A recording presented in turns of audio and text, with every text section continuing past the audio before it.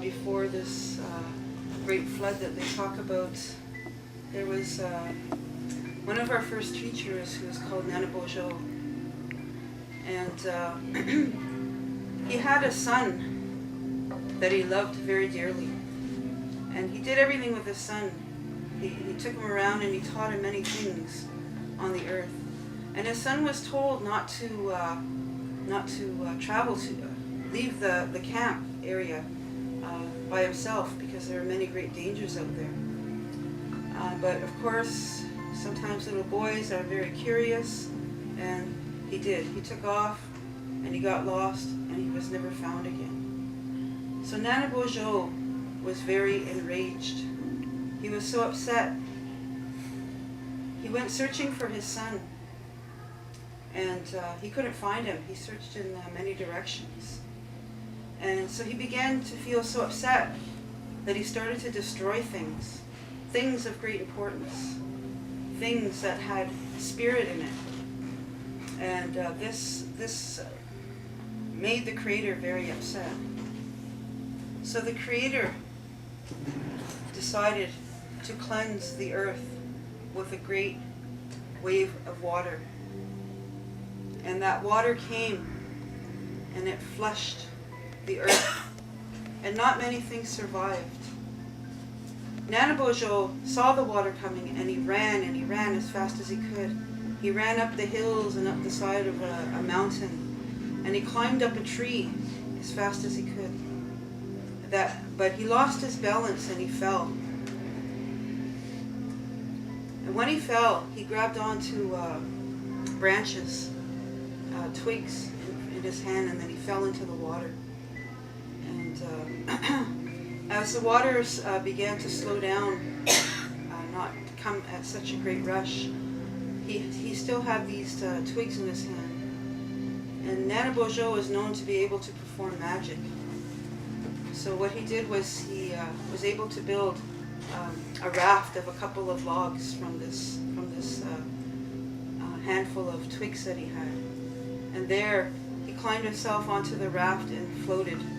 He floated for a very long time through night and day. And as he floated along, there were other animals that he found along the way. So he invited them onto this raft that he had. And they just sat there and they floated. The sun was shining upon them, but there never seemed to be an endless to this water.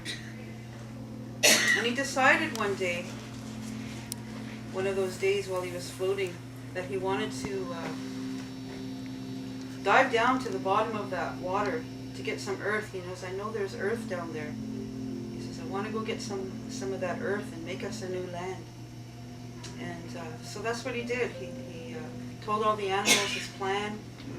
And so he jumped into the water and he dove down deep down into the waters. And as he got deeper, it got colder and darker. But he swam and swam until he almost became unconscious from holding his breath for so long. And so he began to float back up to the surface, barely alive.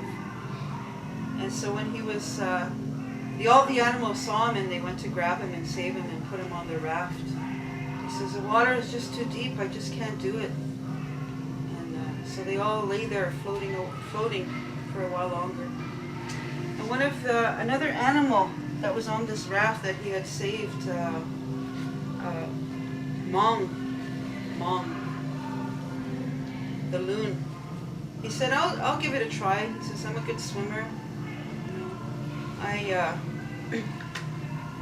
know how to get to the bottom. I used to do that all the time. And so he took a dive down into that deep, murky water. And it was cold, and it got darker as he got deeper. But he too just couldn't reach the bottom. He actually barely made it back alive. All the other animals saw him come up and saw the bubbles come up first, and then up came Mong, and they were managed to revive him. So they sat there and floated again for a while. The Jingabis, hell diver, he decided to take a try at it.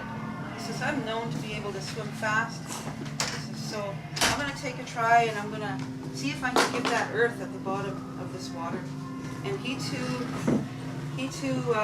dove down deep into the dark, cold, murky water, swam and swam, again to the point of almost being unconscious from the lack of oxygen.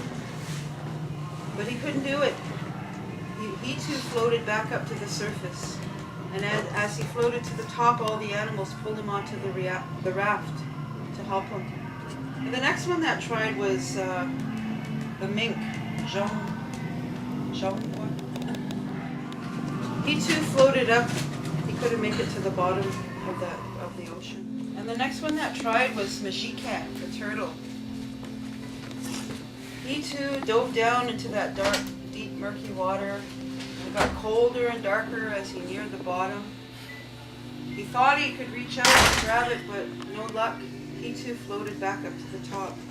And so they all lay there on this raft, feeling hopeless, feeling very hopeless.